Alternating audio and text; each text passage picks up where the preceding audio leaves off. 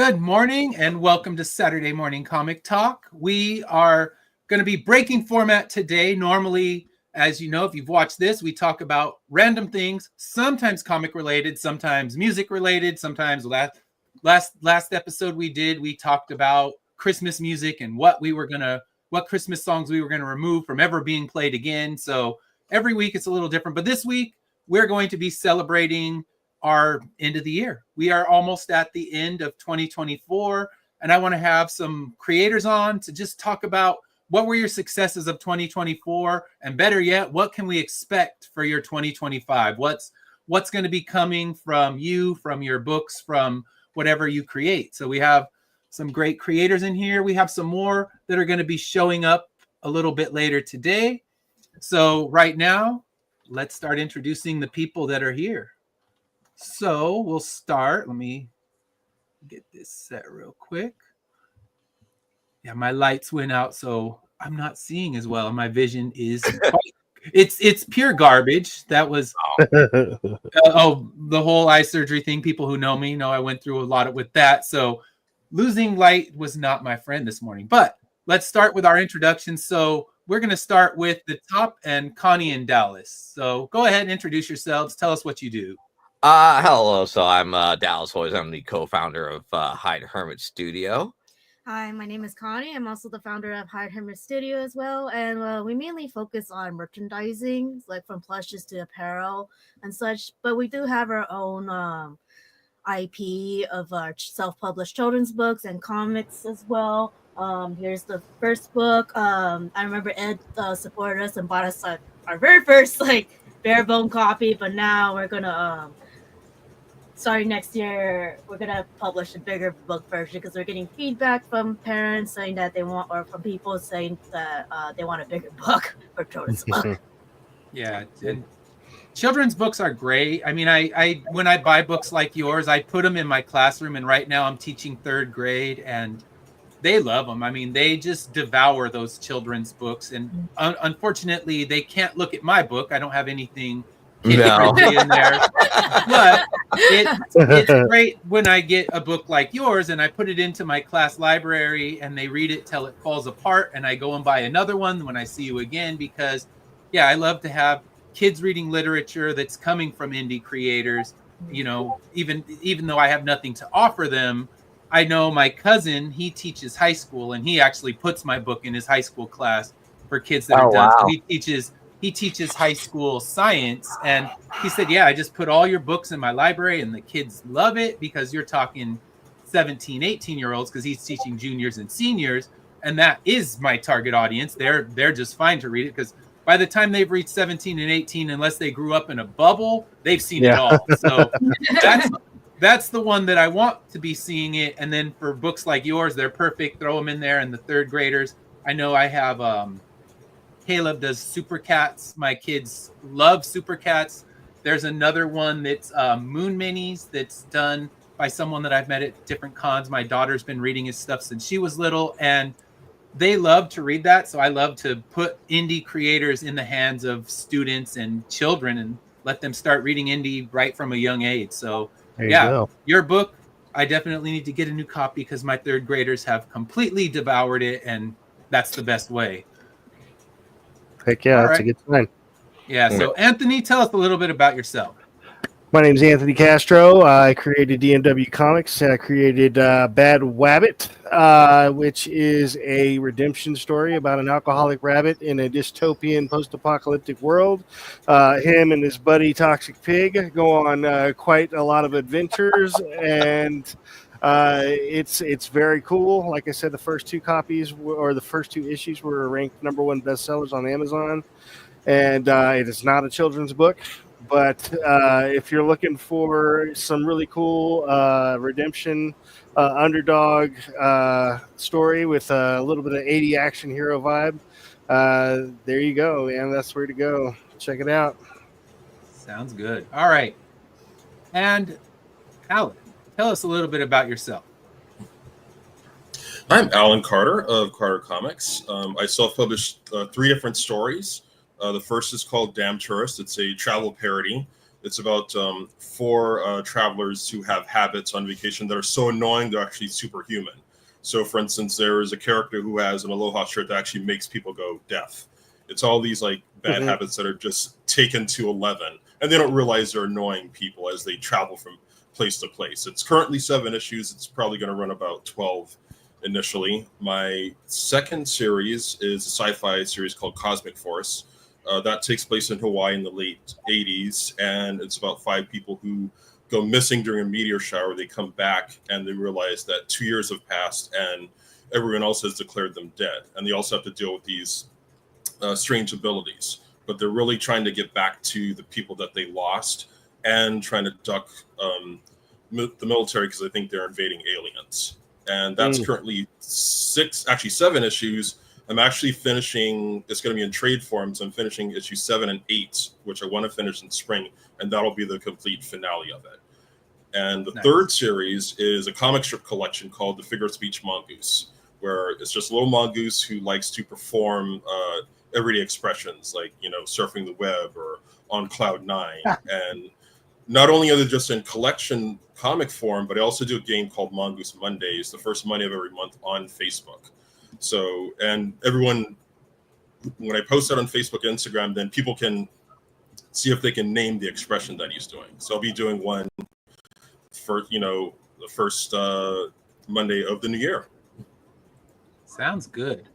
All right. And Matt, tell us a little bit about yourself. Hey, how you doing? My name is Matt Knowles. I am one half of InSymmetry Creations. We have quite a few titles we produce, some of which sounds like they'd be very interesting to a couple of you. We have Misfits Clubhouse, which is like Saturday morning cartoons in comic form. We have got some of the episodes on Webtoon Canvas right now. We're going to have some other issues of that coming out later on in the year. We'll talk about that in a little bit. But we also, our main titles are Heirs of Isildur, which is apocalyptic sci-fi set in a steampunk world. The next campaign in that line is going to be launching in just over 2 weeks on Kickstarter. We also do I Am Keto, which is a Far East fictional horror, Far East fantasy horror. Think Mortal Kombat and Soul Calibur meets Mad Max. Tales from Nocturnia is also medieval fantasy that we have as well. I also am a metal musician, and so there are multiple metal albums, and there are metal theme songs to go along with virtually all of it out there other than Misfits Clubhouse. But we'll talk about those things as we go on in the show. We are InSymmetry Creations is putting out our 2024 end of year articles. Sent Ed the link to the very first one. Steph did her article on her top audiobooks of 2024. So we'll talk about those things here in a little bit. But thanks for having me on. Very cool. Yeah, thanks for coming on. I know some of you have been on here before. Anthony and Alan, welcome back. And then Dallas, Connie, Matt, thank you for coming on. I appreciate it. And you're welcome. Yeah, anyone's welcome to come on, especially when you have a live campaign. We talk about the campaigns at the end of every show, the beginnings, normally, like I said, just random topics. I think Alan's come on. We've talked about movie sequels, and I think Anthony was there for that one too. So yeah, I like to throw weird things into this show, but I also want to celebrate what we've done. I mean, it's as indie creators, every book, every thing that you accomplish is just an uphill battle. So everything that we've done, we should be celebrating. So before we continue, I guess I'll introduce myself. I never actually introduced myself on this show, but I'm Ed Davis, and I create 2 series at the moment. I have Immortal Era, which it's about to launch its 10th issue, but as Matt said, we'll talk about that later. It's up to issue 9. I have Corruptor, which is on its 2nd issue and should be concluding by the end of next year. And then I have some new titles that are going to be launching next year. And when we talk about what to expect in 2025, we'll talk all about that. So looks like no one else has made it in yet. So let's start. Let's talk about our best moments of 2024. What's the moments of 2024 that you would like to celebrate? So Connie and Dallas, what would you like to celebrate from 2024? TwitchCon. That was a really incredible show. It was the 3rd time that they actually comped me a 10x10 over there than anything else, which I was kind of a little bit shocked because I was like, I'm not going to get in for free for the 3rd time. There's no way in hell. And then I got in for the 3rd time because I'm an affiliate.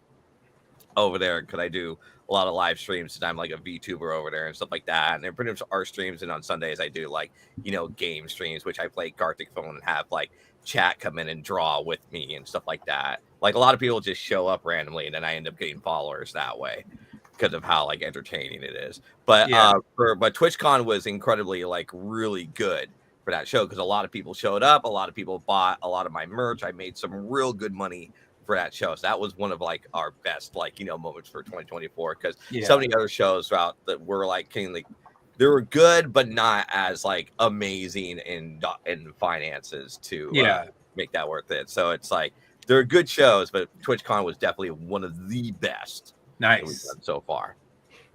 That's great. That's awesome. So Anthony, what's your 2024 moment you want to celebrate? Well, as you know, my year has been one hell of an uphill battle. Yeah. I've been dealing with a lot of health issues, and I've been dealing with a lot of backstabbers hidden in the dark. So it's it is what it is. But I do have to say that we did finish book 3. It is ready for print. And it's amazing. It goes into a lot of Bad Wabbit's childhood backstory to like all the traumatic stuff he's been through. I mean, you'd have to expect a lot of traumatic stuff as a child in a post-apocalyptic world.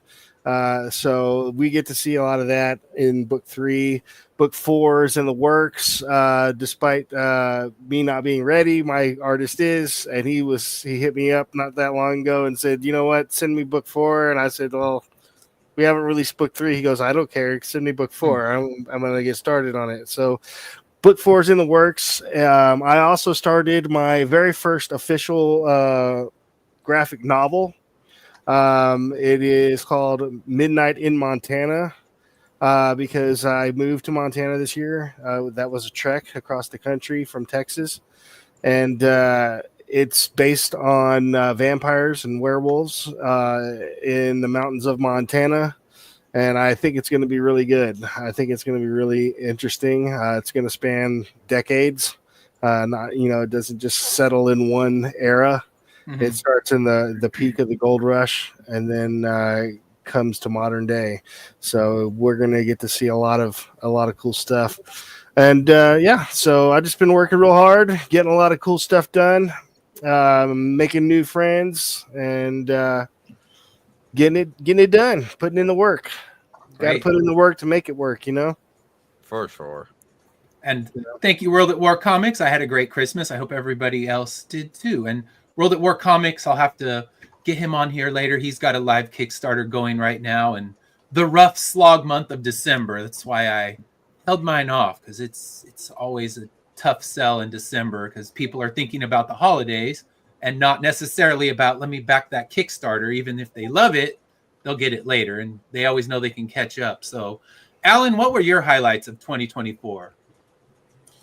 I would say 2. The first would be WonderCon, which has always been my favorite show to do. I've been doing it since 2012 when they moved to Anaheim. This particular show, I just exceeded like my usual like financial expectations, which is great. And each of the 3 books that I brought, Figure Speech Mongoose, Cosmic Horse, and Damn Tourist, did like get some sales. Usually like it's kind of either one or the other. Maybe there's 2 out of the 3, and this time more people bought like a little bit of everything. The other thing was, of course, that was Easter weekend. There was a rainstorm. Despite that actually helped keep people inside, so more people came around Small Press as usual, since you don't usually get a lot of people at Small Press, so that helped even more. And I wasn't able to stay out there, so I was actually commuting back and forth from North Hollywood. So doing all that adversity, and knowing that I did better than I usually did when I would stay out there, really made me feel good. So it was just a fantastic show. That's great. Yeah, and I used the Easter weekend to my advantage when we did WonderCon, and I made little Easter eggs that had digital download codes of Immortal Era and some stickers and jelly beans, and those ended up paying for my table. Just the dumb little novelty of a big Easter egg that had some comic stuff in it. I sold more of those than I did books. But yeah, when you're doing something like that, it was like you said, it was a rainstorm. It was on Easter weekend, so all the things were against us. But as it turned out, it ends up being your best show. So it goes to show you never know. You would think that, okay, this is going to be a complete disaster, and turns into your best one. So that's great. And I mean, like I said, I didn't do the best with books, but the Easter eggs paid the table, and then anything else was gravy. And you just hope that you meet the right people. And I actually met a producer at WonderCon, and we're working right now. He's out there pitching Immortal Era, Corruptor, and even my upcoming series to try to get them made into something on either television or movie. So you never know. You could have the worst con maybe financially, but you could meet somebody that can, make everything worth your while. There's always pros, no matter where a con takes you. There's always going to be some positive that comes out of it. Heck yeah. You get something out of it.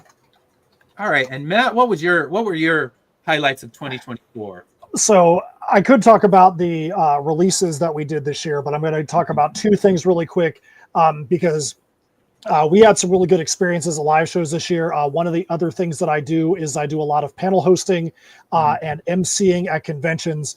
And there's a pretty large up and coming convention in Florida called Spookala. And I was able to host an unbelievable number of celebrities and do interviews with them this year. The last show they did, I had to recover for like a week after it. I had 38 different celebrities on the stage with me at times. I was able to do interviews this year with people like Bam Margera. A couple different times I did the cast of Scream. I had the very first ever, which blew my mind, the very first ever convention panel with Howie Mandel. I did a Gremlins reunion, and so that was his first ever panel he had ever been on, which was just a crazy thing to think. Yeah. I did a half a dozen people from The Boys, so I had a half a dozen of the main players from The Boys. Really good people, especially Jack Quaid. Jack Quaid, just such a really, really, really fun guy, great personality. Got to do a panel with Danny Trejo. Danny Trejo is one of the most ridiculous dudes, like such a good guy. But just like, whatever Danny Trejo wants, Danny Trejo gets, man. He just was a fun dude to be on a stage with.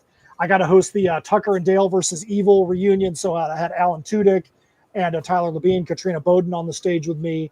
But then if you go back to a more personal moment, I'm in Florida, Steph is in California, and we have a show we always guest at in Louisiana called GeekCon.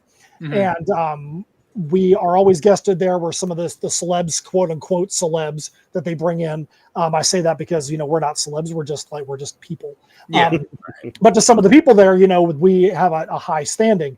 And 2 years ago, we hit it off really well with a group of guys. We just call them our boys. They come up to the table and talk to us. And then they went back around the building. They came back to us like 45 minutes later. And they're like, we're going to buy a bunch of stuff from you because you guys are one of the only ones that actually stopped, took time to talk to us, made us feel like we were important being here at your table. And we want to show you guys some support. Wow. So we kept in contact with them over the year. And then we did the same show again this past year. And on Friday night, Steph turns to me. She's like, I wonder if we're going to see our boys again this year. And about 60 seconds later, they roll up around the corner and they were like, listen, we literally only bought tickets for Friday night to come see you guys and get everything that you guys have that's new. And like, that's why we're here. So we were like, that's pretty crazy that we made such an impression the year before that these dudes literally bought a ticket to come see us. Wow. And as their top billing kind of thing at a show where there's other celebs like Kevin Durant and people from Ash versus Evil Dead there. But, that just shows the kind of impact you can have on people, regardless of if it's your local community or whether it's, whether you're, like I said, we're just people. We're of no stature. We're not celebs really, but to them, we were important. And that was just a good kind of life lesson for us then. Heck yeah. Yeah, that's the best. And I find so many of the highlights I get in a year come from those moments at cons. And it sounds like you do a lot of hosting and everything. So you have huge moments there. And for me, it's just at the table, like you said, when you get those people that are searching you out, it feels so good. Or the ones that just want to come because they read your book and they're like, okay, we need to talk about this and this. And I love what's happened, and when's the next one coming, because they're so excited about what they read. So yeah, those were great. And I know for me, I would say my highlights, I mean, anytime you get a new book out, I call that a highlight. That's a win. If you can get it out, if you can get it in people's hands, even if it's all right, my Kickstarter didn't light the world on fire, but it made it so I didn't, I could still pay my mortgage. So we call that a victory. And the fact that, I released what was my favorite issue that I had written, issue 9, which was the backstory of one of my main characters in the book. That's his name. At that point in time, we only knew him as Father. We got his full backstory, and that one was one that even my colorist, who she just came in, had never read or knew the series, and she was like, oh my gosh, that issue was so amazing and so devastating. And then I had someone tell me that it made him cry, and I'm like, okay, then I did my job. And that makes you feel so good. I mean, if you know that your book made someone cry and they're pissed off at you about the choices you made, but it really moved them, that nothing feels better than that. You want to move people with your art, and even if it moves them to being angry at you, at least you've created emotions. Because I think when I read a book, and so many of them, a character will die and you're like, who was that again? And you got to flip back, and you had no real connection with them. When you can make that connection, any loss in your book should devastate the reader. And if it does, then you're doing it right. So that just felt good when I had someone tell me, okay, it made me cry. And, one younger girl, she comes up like, I am obsessed with your book. And just like, okay, that works. I've never been told that, but I'll take that that's an amazing compliment section. So yeah, just getting books out, doing the cons, talking to people. And then, like I said, hopefully crossing fingers that this production company ends up making us get, something out there on the screen. That would be amazing. The ultimate feeling. So he's out there pitching it. Now it's just up to Hollywood to grab it, and not, but wait, we want to make 5 reboots of something else instead. And, we haven't told the backstory of every Disney villain, so let's try that first. So odds are not in my favor, but at least I know it's out there being shopped, and maybe someone will listen and actually make something happen. Well, I can tell you one other thing that was actually pretty wild along these lines. One of the times we're do one of these shows, I'm on the stage, Steph is back at the booth, and a guy named Mike came up, and Steph had sold him the Tales from Nocturnia trade paperback.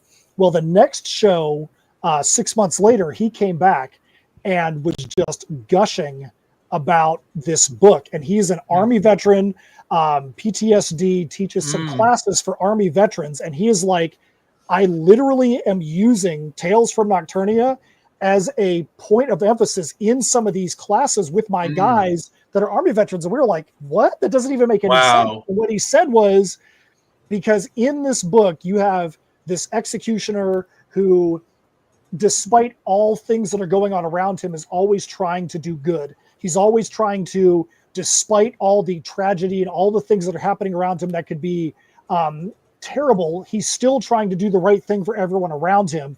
And he was telling us how he's using that as a motivational tool for these guys that have seen some terrible things in war.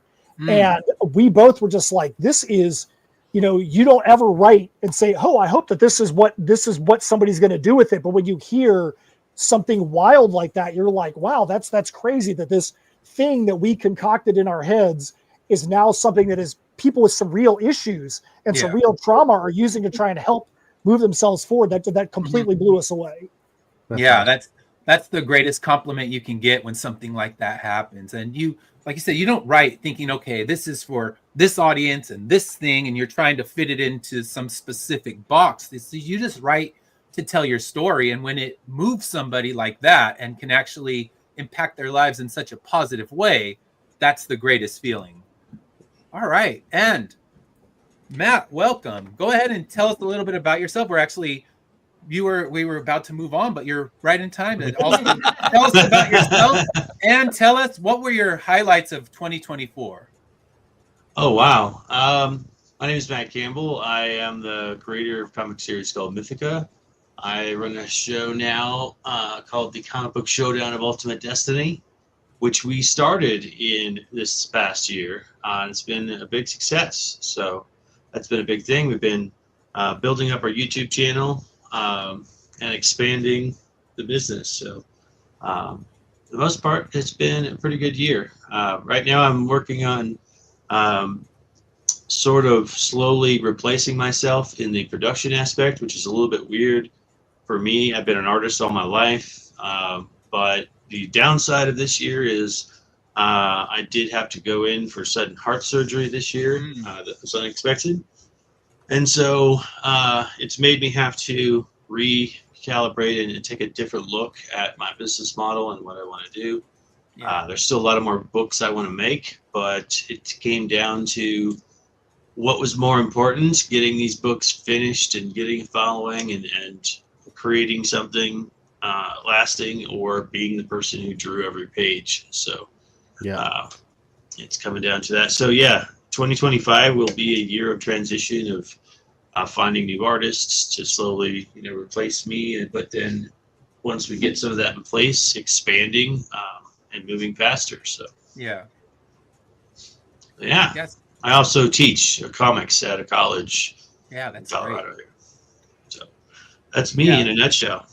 Yeah, so I know I didn't realize your show had just started this year, so that's great. I've watched it, I've been on it, and yeah, my book got picked once for it, I should say, and it's it's always a struggle to try to get any kind of growth, because I've been working on trying to grow my YouTube, and it's slow, but I think if people know that they're going to find you every week, you get that audience that starts to grow. So yeah, congrats on that. And now we're going to kind of switch this to what's going to be happening in 2025. So what can we expect from you creation wise in 2025? So Connie, Dallas, what are your plans for 2025? What's coming out? Well, for 2025, we went to, for last year, or actually this year, for 2024, we went to a licensing expo and stuff like that. And so for 2025, we picked up 2 licenses, which is, one of them is Capcom and the other one is Neopets. And so what I'm going to plan on doing is that I'm going to be doing some apparel and some custom merch with those guys, so I can have like an official collaboration with those for 2025, which that's going to be extremely fun for that. But for Capcom, they allowed me to have like a handful of IP, since they have like a fuckload of IP with that. And so those IP was going to be Street Fighter, Darkstalkers, I'm trying to think, Mega Man, Monster Hunter, and Okami and Ghost Trick. Wow, awesome. So I'm excited to start putting together some really cool collaborative custom merch and everything else. Great. And what I said earlier, next year we're gonna have a whole new revamp of Hide the Hermit Crab book, because that was like a 6 or 7-year-old book, and like looking back to it, was like, oh, I'm showing these at licensing expos or these industry thing, and I was like, yeah, I need to update my artwork. And hopefully we'll have another collaborative book together with the activity book by next year, and maybe the sequel of the Hide the Hermit Crab adventure too, depending on time. Time is your enemy. Time is, I tell you what. That's the hardest part, is finding time to get any of the stuff done. I mean, that's the fortunate thing for me as a teacher. I get those months off, and we get the summer off. Right now I'm off for 3 weeks for Christmas break, and that becomes like, okay, I'm not actually off. That's when my full-time job becomes getting things written. And that way I'm 3, 4, 5 scripts ahead of where the artist is, so that I never have to worry about them catching up. And that's the one portion that I can actually find time. And of course, I was supposed to write yesterday, and I just kind of drifted and got myself distracted and realized, yep, I have to go back to a library or back to a coffee shop, because if I'm at home, I will find something else to do, whether it's, going in there and picking up the Christmas apocalypse that the kids made with wrapping paper everywhere, or just, whatever that would distract me. Oh, I got to go try to beat that alien in isolation again. And it's like anything in my house will distract me. So I realize, okay, it's back to the library, back to sitting and having no stimulation besides, a pile of books. And not to say that can't distract me, but not the same as the infinite things in your house. So yeah, time, but time and focus for me. So I'm with you on that one. So Anthony, what are your expectations for 2025? What are you looking to get done? I am going to be doing I guess, a dual release of books 3 and 4, if we can get 4 done by the time I decide to do this next Kickstarter. I'm aiming for about the time, like income tax return time. That I think that'd be a good time to do it. Also, like I said, we're now that we have quite a few issues coming out. I'm going to try and do like a hardcover omnibus of the first 4 or 5 issues, depending on how many we get done by then. But I think I want to try and get, because I know Barnes and Nobles and stuff like that, they typically deal in hardcovers. They don't do like paper backs or anything like that. So I'm going to try and get some hardcovers into places like Barnes and Nobles, maybe some of the local bookstores here. Unfortunately, we do not have a big comic book community here in Helena, Montana. Unfortunately, so like I'm going to have to create one if I want there to be one here. And when I was living in Austin, there was a lot of comic book stores. I had my book in quite a few of them. And, I could do book signings and all that good stuff. But that's just not the case here. So I have to reformat the way I approach it this next year. Probably doing more online sales and online, meetings. Versus live meetings, or so it's going to be an interesting year. I'm hoping to finish my graphic novel Midnight in Montana and get that on some shelves, along with the Bad Wabbit omnibus. But yeah, it's going to be a very busy year for me, and I'm hoping that I can financially survive it. Time and money are my enemy. I have 2 very rambunctious little boys, and they take up a lot of my time. So finding time to sit in front of the keyboard and hammer out some pages is a challenge, to say the least. Yeah.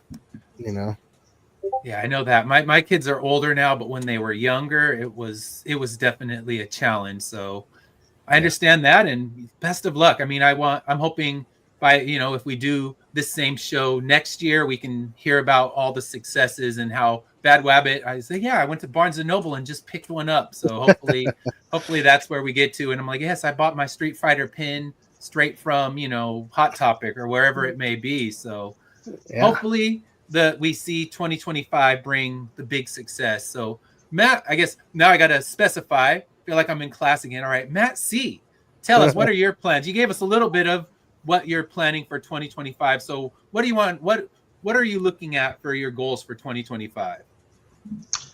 Well, there's a lot of things on the table.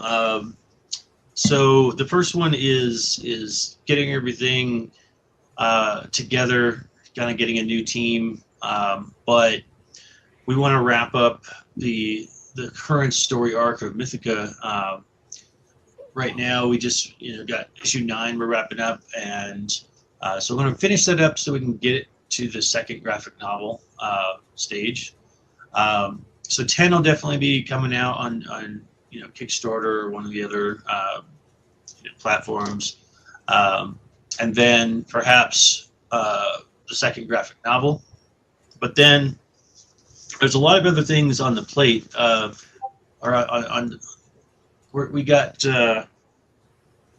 We have an art book. It's been several years since I put out my last art book, and the last one did really well, so I want to get that back out there. Really want to work on expanding our website again. We had the website traffic, going pretty well because we've got a store, we've got a blog, we have all this stuff. And just like YouTube and Facebook and anything else, it requires constant cultivation. And one of the things that I talk to my students about is that, like, when you decide to start doing something as your own business, you do it because you love the thing that you're doing, and you want to do it for a living, and you don't want people to tell you what to do, what time to work, and all that kind of stuff. But what, I try to encourage my students of is like, you gotta, take some business classes, because as soon as the engine starts rolling and moving, you find out that there's all these other things that have to be done that pull you away from the actual creation. And then it comes down to, well, especially as a small business, you end up in these places where you're like, I can't quite afford to pay all these people to do these things. Yeah. But I also don't have the time to do all these things. So how do I budget it? All that stuff. Mhm. And so we're just now kind of on that precipice. There's a couple people that are part of the team. Some people like Smurf right now are working on the show just out of, a joy for it. But we're not really getting paid for it yet. So that's one of our other goals, is try to reach the monetization point this year. But I've also got another comic project that I've been sitting on and ready to go with, that I want to get launched and get going this year. And so that's on the shelves. And then the last thing would be expanding the fan base of Mythica by starting to negotiate with some different publishers. Hmm. I held off on that for a long time because my team was small. It was mostly me, and then I expanded. I got a colorist, a letterer, but I didn't want to like have it take off and then have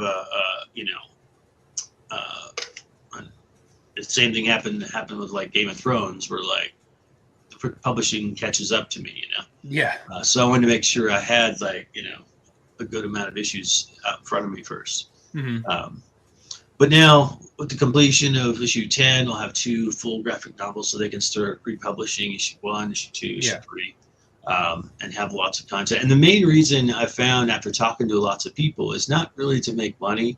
It's just about broadening your fan base, because you're not going to make anything hardly from Yeah. any of these publishers. But you are going to get that fan base. And really my ultimate goal is to take this to an animation studio or Netflix and say, hey, here's what we want to do. Here's the fan base of people, and having those numbers from a bigger publisher will help with that. That's really our main goal. And then how many issues of Mythica are you planning? What's the total of the series going to be? It's somewhere in the 40s. Okay, so you're like me with Immortal Era. It's like it's got a long way. You have plenty of time to enjoy the ride. I totally did what I tell everyone to not do, is jump in with this mega thing. But like when I first visualized Mythica, this was like before Netflix really was taking off and streaming services. I had a vision of a trilogy of movies, and so I wrote out enough to fill that.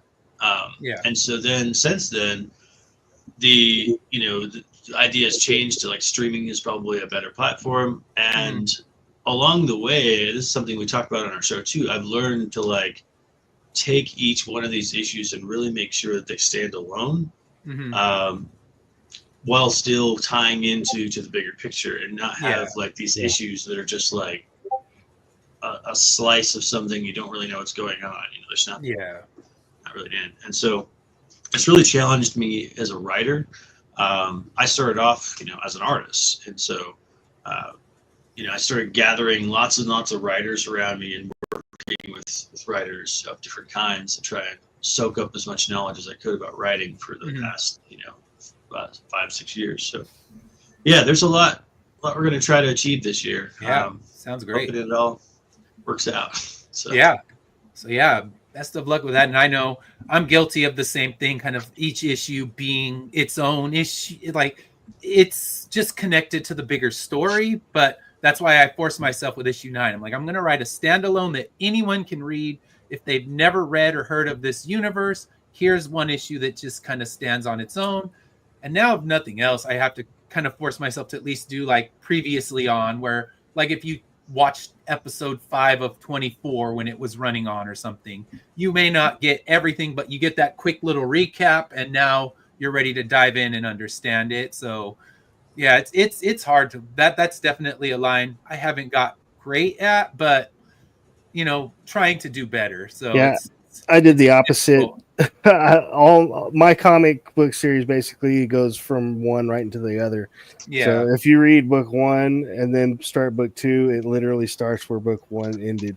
So it's I don't know if that hurts because I know some people would like that space in between, where you can just read one comic and have complete understanding of it, what's going on and all that if you missed the ones before it. But I try to give a little recap at the beginning of each one just in case you find book two and you didn't read book one, you kind of caught up, But, yeah, that's the best. I mean, it's kind of, I've already pre-written out so many scripts, but now I have to do like the previously on, like we're running a TV show or something. So Right. Alan, what are you looking to accomplish in 2025?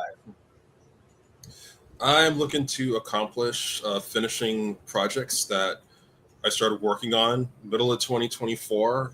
There's about 3 that I'm doing. One is a freelance project I picked up middle of this year.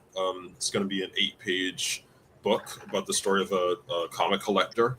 Hopefully I can get that done by summer. Actually, I kind of want to get all 3 done in summer, but it was a friend of a friend who referred me to this freelance project. So it was really fun to get to work on, something else that's a little bit different.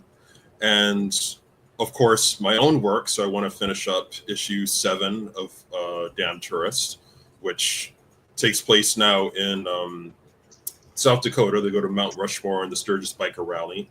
So, and those are always fun to do because it's all about which area they can cause the most unintended havoc in, and researching the area, also having to get the history of the area too, along with the humor. So it can be like educational and it can be funny. So I want that to be. I'll probably get that done first, even though that'll be in summer. It'll probably maybe be like late spring because it's going to be about 36 pages. I'm halfway through. I'm at 16 right now. I'm doing the coloring.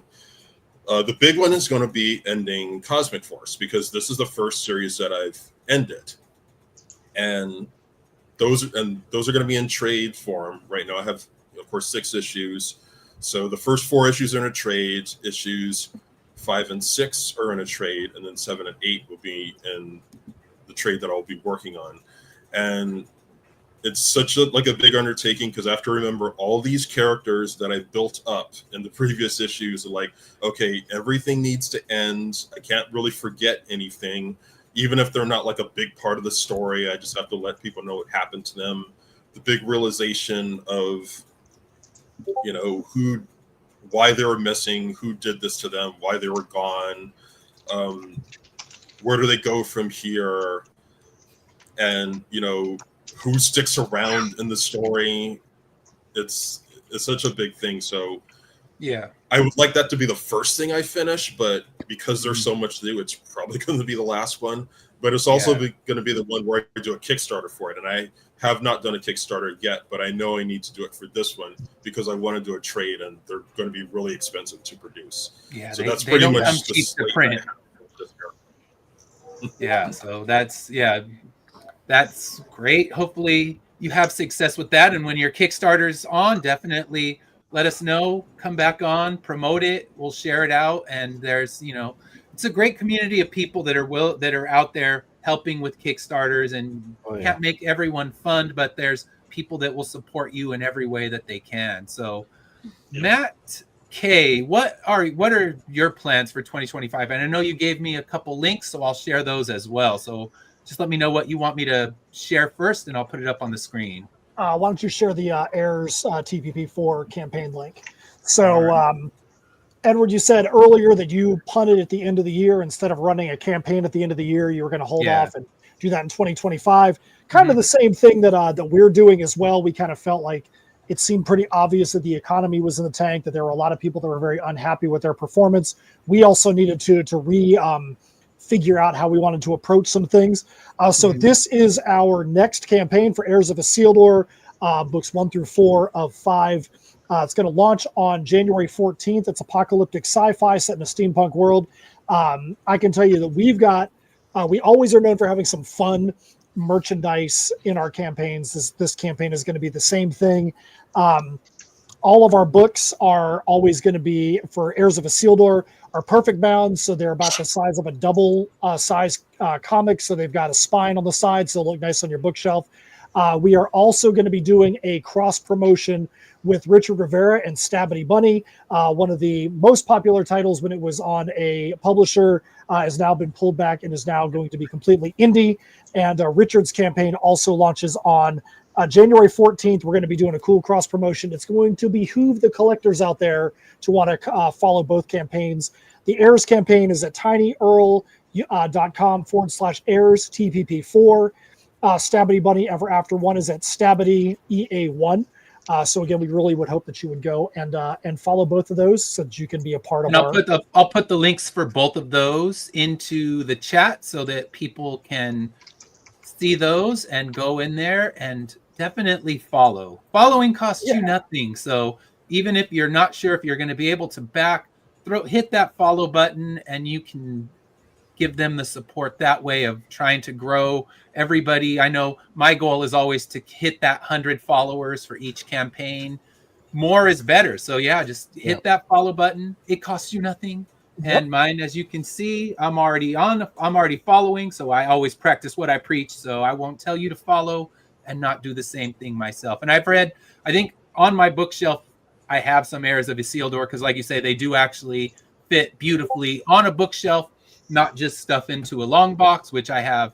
I think now I have 2 full long boxes of nothing but Kickstarter and indie. So I support a lot. I wish I could read them all. I can honestly say I haven't read all the ones that I've backed, but I try to back as many people as I can because that's, the community, that support keeps you going. Even if you go in and say, I can't afford this book, throw $1 at it into the tip jar and there you go. So World at War Comics is following. Excellent. And one of the things you guys were talking about just a minute ago, which I think is a very important thing about having like the previously on, we do that for every issue. We put previously on kind of things at the beginning, and then we'll also put some character bios at the end so that way if there's somebody that gets exposed or kind of turns in the issue, it doesn't spoil the reader's ability to have that moment themselves.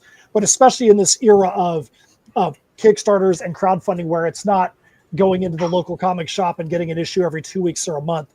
I think having that extra piece in your book helps it where you can go into a series like Heirs of Isildur, The Perilous Prospects. We're on book 4. Yes, there's catch-up tiers, but if somebody picks up just book 4, there's at least going to be something at the beginning to where they'll be able to understand at least some of the relevant points beforehand to make that stuff that's in issue 4 make sense. We do have another Kickstarter that's going to be coming out. We already know what our next 3 are going to be: January, March, and May for 3 different titles. March is going to be the Misfits Clubhouse Trade, all the shenanigans so far. Let me see how I can put this. It was supposed to come out on a publisher, and there were some complications there. We've pulled it back, and we are now going to be putting all the shenanigans so far out on our own with even more shenanigans than what was going to be in the version that was going to be on the publisher. We are super stoked for that, super stoked for the new art and the new products that we're going to be releasing alongside of there. We love having good support merch. One of the things we're known for is our line of socks that we do. And people are always like, what are the new socks that you guys are going to put out? So we've already got some of those things designed. And then in May, we did I Am Keto, which is, like I said, the fictional story in the Far East.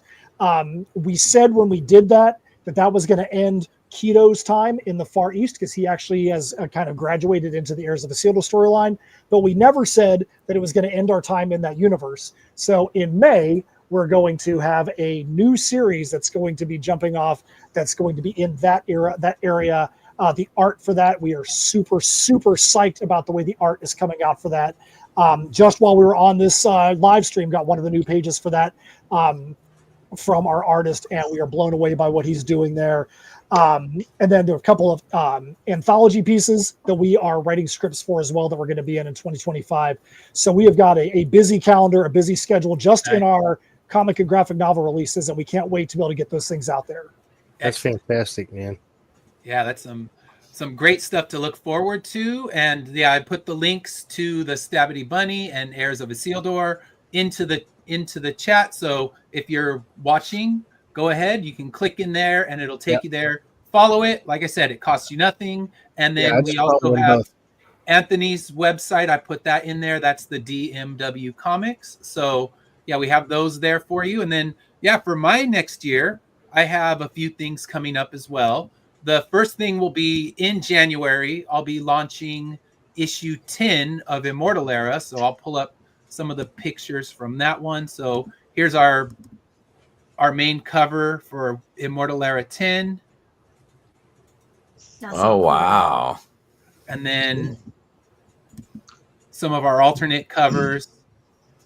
So this, as we've been progressing in the series, the magic has been coming more and more prevalent. So there's one of our pages that's kind of a flashback page that ends the flashback of issue 9.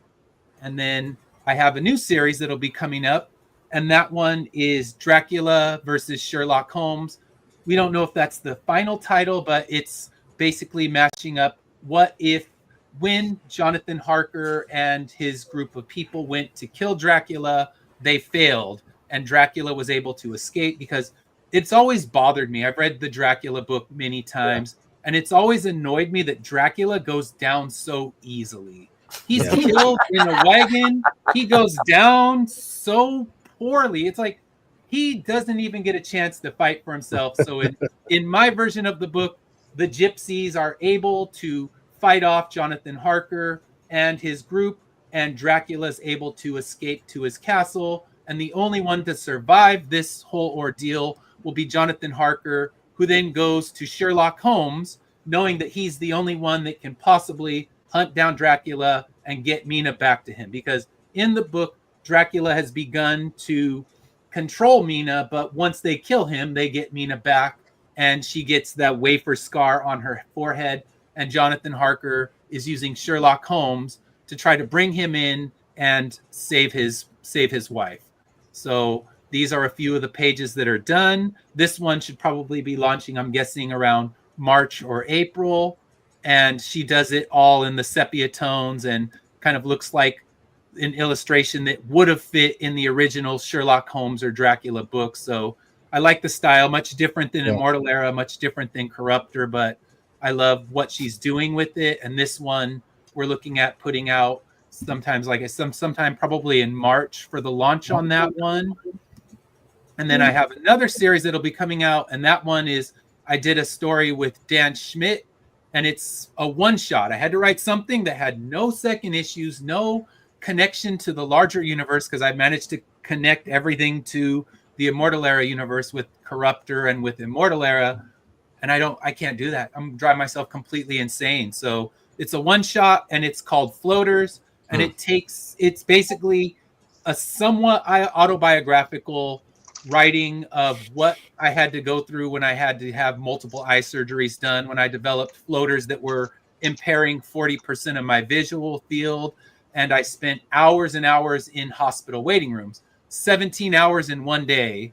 And in that one day, the nurse came up to me. She's like, look, you have to wait for the doctor to come. They have to perform the surgery, but he's getting called. And, all the fun that you get when you go to a hospital. She's like, what can I get you? I said, get me a pad of paper and a pen. And that's all I need. And I wrote this script while in the hospital, and the crazy stuff that was going on in this book, a lot of it actually happened in real life. You see in the book, he gets kind of chased by this angry, drunken, homeless woman. I really had that happen. And,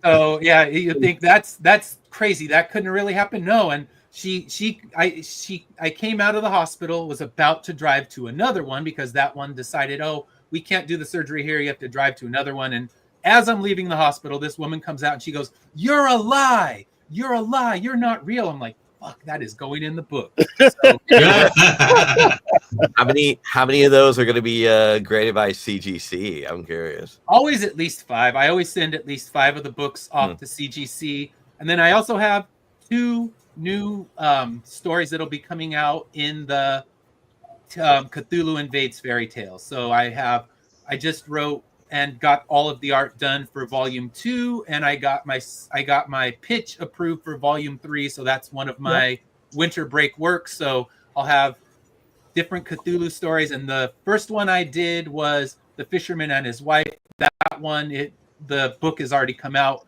If you backed it, it should be coming soon. The second one I did was the Dunwich Horror combined with the Golden Touch. And the third one that I just got approval for is the Brave Tailor, where he kills, I think, 7 flies in one blow, and he gets sent by the town to go try to kill a witch. So yeah, I had never honestly read Lovecraft before Travis even invited me to this. So I had to do a deep dive into reading every Lovecraft story and just trying to get myself familiarized. And I did a lot of it when I was out on runs, and I do night running. So you want to mess with your brain really well. Go do a night run while listening to Lovecraft. That'll fuck you up good. It'll make you really want to run. Yeah, we're gonna be in that 3 as well. We're gonna be in that 3 as well. We're doing Princess and the Pea. Awesome. Okay. Cool. So you got Princess and the Pea, and I could not get a good pitch for that one. I kept trying to think of it. I pitched The Little Mermaid and The Brave Little Tailor, and I had read like the Brave Little Tailor.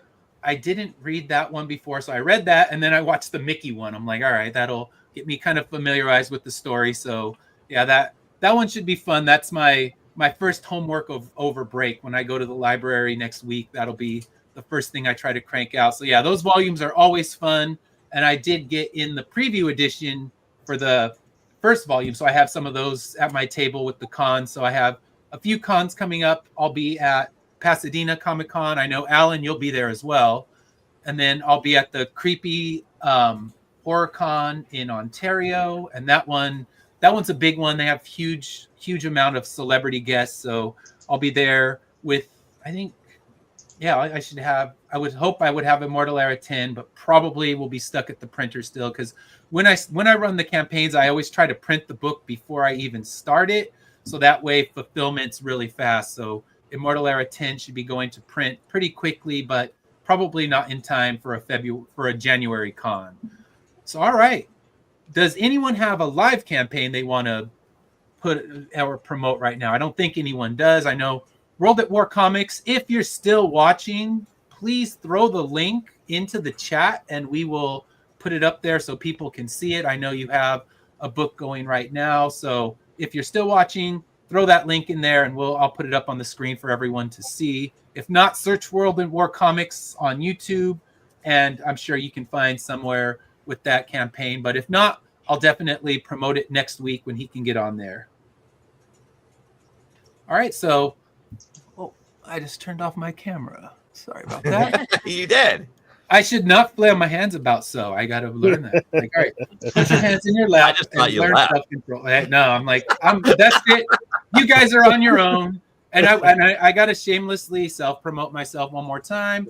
Tune in on the 1st. We're going to be doing on my musical show, First Impressions. My co-host and I are going to be looking at our best music of 2024. And then after that, we go back to listening to an album for the first time and judging it after only one listen. So if anyone on this panel ever wants to join us, I can give you my list of albums that we're covering, and you can come on and talk music with us. And we have to judge an album after only one listen. And it's harder than I thought it would be, because it's a lot of times it takes 2 or 3 listens to really process it. But I write my notes, and we're actually going to be doing our next album is going to be a Godspeed You Black Emperor album, followed by Taylor Swift. So I will be listening to my first ever Taylor Swift album. So that should be interesting. But we do take requests. So I know, Matt, you know lots of good metal music. So please, when we're on one of the shows, drop a comment and we will listen to it.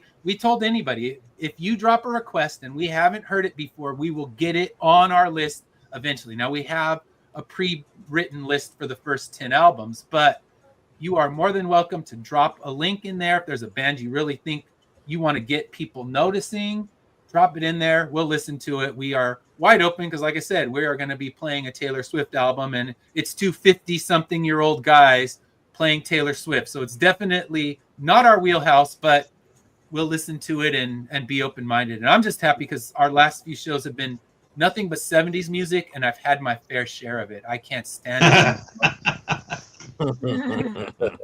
That's great. Motown all the way.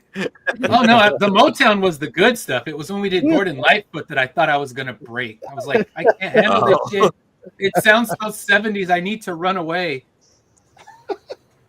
Oh, All man, right. that's great. World at War Comics. Yeah, please, like I said, drop that link in there. I don't see it, but we will definitely put it up there. And yeah, if you want to join me, we have a show next week. I have nobody booked for it yet. So if you want to join us next week, you are more than welcome to. And then you can talk more about your book, because this week we have no active campaigns.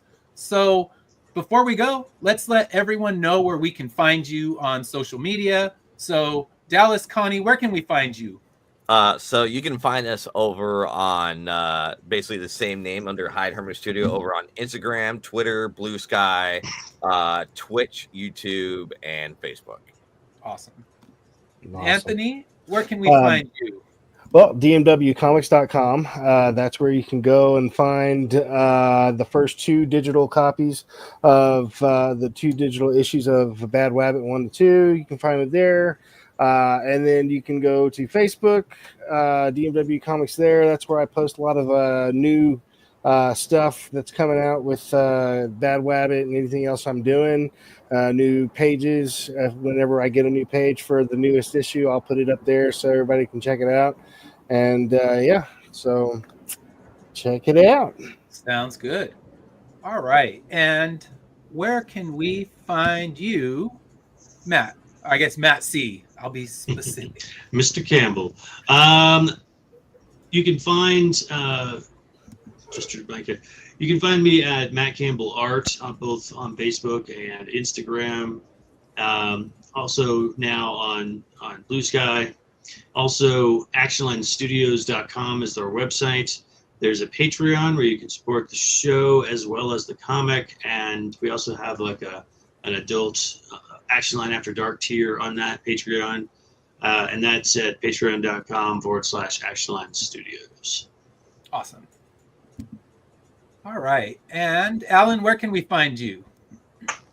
You can find me in Carter Comics on Facebook. That's where I'll post progress of my latest comics, whether ink or color, and also my convention appearances. And you can also go to anyplanet.com/Carter-comics, where you can purchase Cosmic Force Earth Down Tourist digital. You can get a digital download, or you can order the physical copy. Awesome. And Matt K., where can we find you? I didn't know if you wanted to show those other links I sent you, but okay, let's see. Yeah, we just put the first end of the year article for 2024, which is Steph's audiobooks. Ed, when you're talking about being a night runner, Steph actually is in California. She runs at like 4:30 in the morning, and is just today got 1,200 miles for the year for the 3rd year in a row. But that's where she listens to her audiobooks. She listens to more books. I think she said she listened to 24 books this year while doing these runs. And so she goes through some of the best books she's listened to this year. Monday, as you mentioned, I'm going to be putting up my top metal albums of 2024. I guarantee there is probably 99% of the stuff in there nobody in here has heard yet, which makes me happy. I can tell you that the top album for the year for me isn't even from the US, isn't even sung in English. Yeah, so then we're going to be doing that. But also we've got the Linktree link. So if you're interested in I Am Keto or Airs or the metal music or any of the stuff that we do, go to linktree.com/InSymmetry Creations. And you've got all the different links there to all the different things we do, Misfits Clubhouse on Webtoon Canvas, the Kickstarters and all that. And if you do that, we'd be super happy. Yeah, let me put that one. I just put that in the chat as well. So that way we can have that one in there, and I'll put it up right now. So let me see. I just added a couple. So there we go. There's the link tree. It's in the chat. You can go click on it right there and get in there and follow that. And then I wanted to promote my own YouTube. So that's in the chat as well. You can get on there. We do the weekly Saturday show. We also do every Wednesday the music show. And I would love to, you definitely got to comment so I can listen to one of your metal albums, because one of my obsessions during the COVID times when we were kind of stuck, and for me, I like to see at least 2 or 3 concerts a month. And when that was stolen away, I just became completely obsessed with finding the weirdest, most obscure music that I could. And a lot of it was stuff that's not in English. So I found this Japanese post-punk band that is incredible. And if I go to Japan, that's the one thing I want to see. Like, all right, what are all your tourist spots? No, I want to go see Sparta locals play live in Japan because they never come to the US. And then I found some like Russian dark wave, and yeah, I got into weird rabbit holes. So I love non-English music, and like I said, drop one of those links in, or not even a link, just drop one of the band's names, and then we are obligated to cover it eventually on our show, and that will make me happy because I love the non-English stuff. I love finding stuff that I've never heard because, you know, as much as I didn't enjoy listening to Gordon Lightfoot, it's something I would have never done on my own. So that show kind of forces me to listen to music I would never approach on my own, like a Taylor Swift album in 2 weeks. I was just going to say. But in the end, I think I'll probably enjoy it more than I did Gordon Lightfoot. So I guess that's the sad reality of it. And if anybody here is related to Gordon Lightfoot, don't take any offense. Oh no, the Swifties will fuck me up. I don't think Gordon Lightfoot has an equivalent of the Swifties. So I'm saying. That's great. All right. Well, thank you everyone for joining me today. I really appreciate it, sharing your year and what we can expect next year. So please tune in next Saturday. We'll be here with my normal format, 3 random questions, 3 random topics, and a few creators talking about what they have live. Hopefully we can get World at War Comics on here because his campaign, he's got that December slog going on. So join us next week, and thank you all for being here. Thanks so much.